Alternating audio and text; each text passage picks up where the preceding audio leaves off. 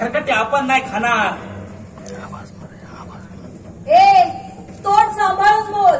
ही तुझी असली भाषा आहे ना ती बाहेर रस्त्यावर, इथं घरात नाही. ये चल ये फट, माझ्यामध्ये घ्यायचं काम नाही. अरे बाबा काय करतो हा? आल्यापासून नुसती भांडणं सुरू केली. चल तिकडे ये, आत ये, चल ये ये. तुझा नरू तिकडेच येईल, कुकू फुसेल माझा आणि येईल तिकडेच. मला येत नाही लागलंय तुझा कुंकू फसायला. पण माणसं तुमचीच जातात ना बिलवाल्यांना मारायला. पण तुझ्या नवऱ्याला टच नाही करत मी हाय म्हणून.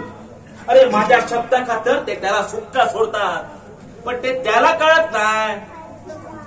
हे बघ, आपला मेसेज द्यायचा आज केला ठीक आहे, पण ह्याच्या पुढे जर आपल्या माणसाला टच केला तर पहिला गेम तुझ्या नवऱ्याचा होईल. अरे त्या बटर सारख्या पोरावर हात उचलायला सोपा आहे, पण तो काळ्या आणि वांग्या घोडा घेऊन उभे राहिले ना तर त्या पिवळे व्हाईल. तू धमकी देतोयस मला? तू धमकी देतोयस मला? तू समजतोस काय रे स्वतःला?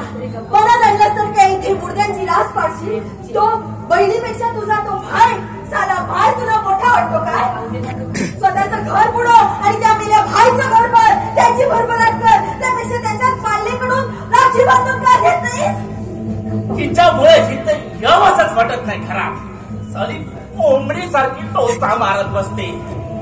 कोंबडी असती ना साली कापूनच खाल्ली असते तुला.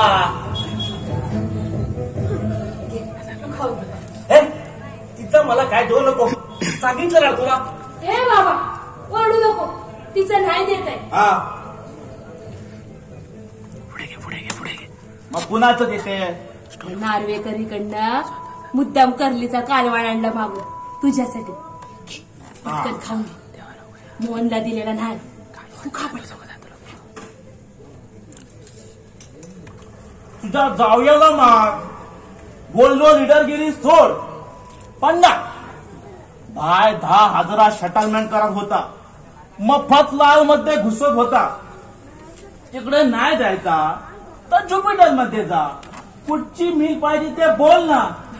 आणि हे सगळं ते माझे भावजी म्हणून. पण ह्याला तरबिलय पुढारी बनायचा रेमानी किडा. चालवीन तर आपलीच मिल, नाहीतर उपाशी राहीन. ही यांची फारतूस भाषा. भाय बोलला